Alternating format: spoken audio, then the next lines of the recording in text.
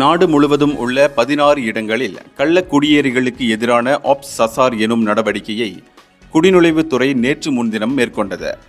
அந்நிய தொழிலாளர்களை சார்ந்திருக்கும் துறைகளை குறிவைத்து இந்த நடவடிக்கை எடுக்கப்பட்டது. கள்ள குடியேறிகளை வேலைக்கு அமர்த்தக்கூடாது என்பது பற்றி முதலாளி தரப்புக்கு எச்சரிக்கை விடுக்கும் வகையில் இந்த நடவடிக்கை எடுக்கப்பட்டது என்று மலேசிய குடிநுழைவுத்துறை துணை தலைமை இயக்குனர் ஜெஃப்ரி எம்போக் தஹா கூறினார். அந்நிய தொழிலாளர்களை பயன்படுத்தும் கட்டுமானத்துறை, தோட்டத்துறை, சேவைத்துறையை குறிவைத்து கள்ள குடியேறிகளுக்கு எதிராக இந்த நடவடிக்கை மேற்கொள்ளப்பட்டது.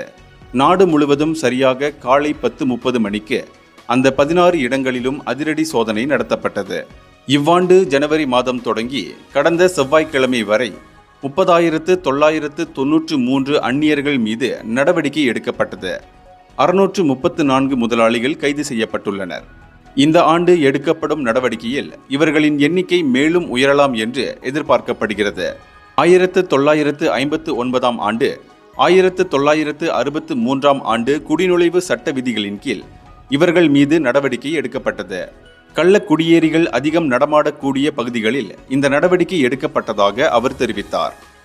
இந்தியர்களின் இதய குரல் மக்களோசை.